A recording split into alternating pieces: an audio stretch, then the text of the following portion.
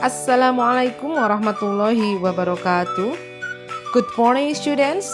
Welcome back to English class with Miss Yuli. How are you today? I hope you are all fine. Baiklah, sebelum memulai pembelajaran, silahkan klik subscribe dan jangan lupa nyalakan tombol lonceng supaya kalian tidak ketinggalan materi pembelajaran dari channel ini. Today, we are going to learn about the expression of obligation, prohibition, and suggestion yang merupakan materi pelajaran bahasa Inggris SMP kelas 8. Obligation artinya keharusan atau kewajiban. Prohibition artinya larangan. Dan suggestion artinya saran. Untuk lebih jelasnya, silakan simak materi berikut ini. Obligation adalah ungkapan yang digunakan untuk menyatakan sebuah keharusan atau kewajiban. Untuk membuat kalimat yang menunjukkan keharusan atau kewajiban, kita dapat menggunakan kata-kata berikut. Yang pertama, must. Dan yang kedua adalah have to atau has to. Yang kedua kata tersebut memiliki arti sama, yaitu harus. Must menunjukkan keharusan yang dibuat oleh pembicara atau yang berasal dari diri pembicara.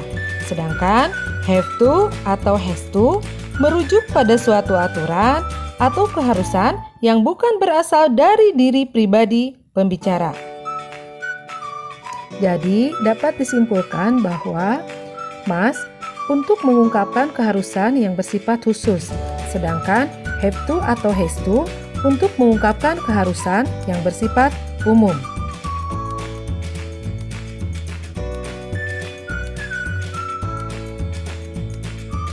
Cara membuat kalimat keharusan atau obligation.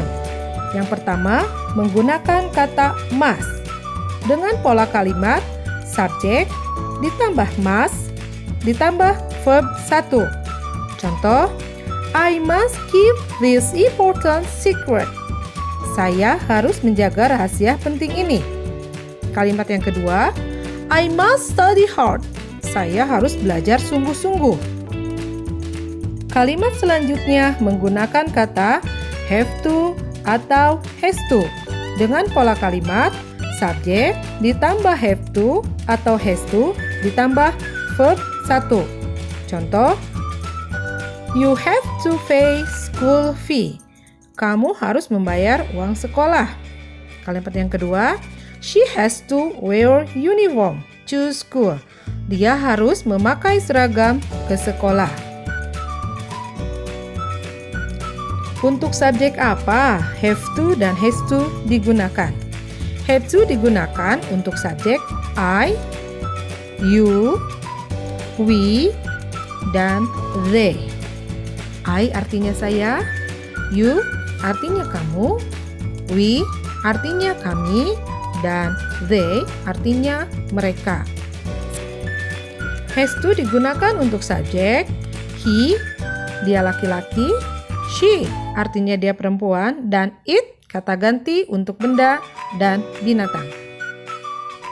Selanjutnya adalah prohibition, yaitu kalimat larangan atau peringatan untuk orang lain agar tidak melakukan sesuatu. Bentuk kalimat prohibition dibagi menjadi 3. Yang pertama, verbal prohibition. Yang kedua, nominal prohibition. Dan yang ketiga adalah no ditambah verb in.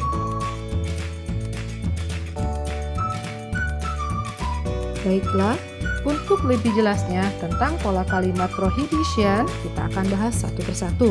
Yang pertama, verbal prohibition. Ciri kalimatnya adalah yang pertama, selalu menggunakan kata kerja bentuk ke-1 atau verb 1. Yang kedua, kalimatnya dimulai dengan kata don't atau do not. yang artinya jangan.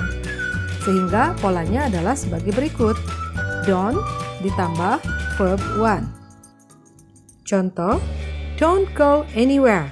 Jangan pergi kemana-mana. Don't speak. Jangan bicara. Don't touch me. Jangan sentuh saya. Don't borrow my pen. Jangan pinjam pulpen saya. Don't eat this cake. Jangan makan kue ini. Yang kedua, nominal prohibition. Dalam kalimat ini dapat ditambahkan adjective atau kata sifat, adverb atau kata keterangan, juga noun atau kata benda. Sehingga polanya sebagai berikut. Don't ditambah be ditambah adjective atau adverb atau noun. Contoh, don't be crazy. Jangan konyol. Don't be there. Jangan di sana. Don't be a singer. Jangan menjadi seorang penyanyi. Bentuk prohibition yang ketiga adalah no ditambah verb ing atau no ditambah kata kerja yang berakhiran ing. Penggunaan no dalam kalimat ini sama artinya dengan don't, yaitu jangan atau dilarang. Bedanya, setelah no harus ditambahkan verb ing. Contoh, no parking, dilarang parkir. No kidding, dilarang bercanda. No smoking, dilarang merokok. Ungkapan yang ketiga adalah suggestion. Suggestion artinya adalah saran. Untuk membuat kalimat saran, menggunakan model should, yang artinya sebaiknya atau seharusnya. Berikut adalah pola kalimat suggestion, yaitu subject ditambah should ditambah verb one. Examples: you should stay at home to keep your health. Kamu sebaiknya tinggal di rumah untuk menjaga kesehatanmu. Contoh yang kedua, you should see the doctor to get well soon. Kamu sebaiknya menemui dokter supaya cepat sembuh.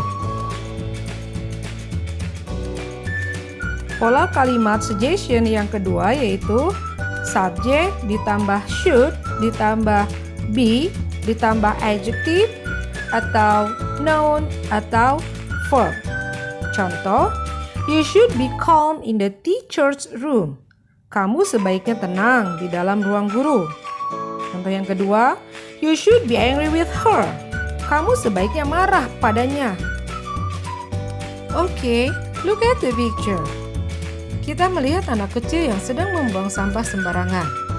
Nah, kita bisa membuat kalimat prohibition, yaitu kalimat larangan. Don't throw the rubbish anywhere.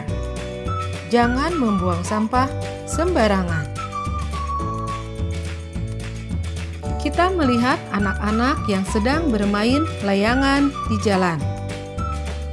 Nah, sekarang kita bisa membuat kalimat prohibition juga. Don't play the kites on the road. Artinya, jangan bermain layangan di jalan. Setelah melihat gambar tersebut, kita bisa membuat kalimat saran atau suggestion kepada anak yang sedang mengobrol, yaitu you should pay attention to the teacher. Kamu sebaiknya memperhatikan guru. Setelah memperhatikan gambar di atas, kita bisa membuat kalimat obligation atau keharusan, yaitu you must see the dentist. Kamu harus ke dokter gigi. Oke, students, itulah materi untuk hari ini, yaitu tentang obligation artinya keharusan, prohibition artinya larangan, dan suggestion artinya saran. Untuk kemajuan channel ini, jangan lupa tuliskan komentar di kolom di bawah ini. Terima kasih untuk like, share, dan subscribe. Bye-bye. See you later. Sampai jumpa di pembelajaran selanjutnya. Terima kasih. Wassalamualaikum warahmatullahi wabarakatuh.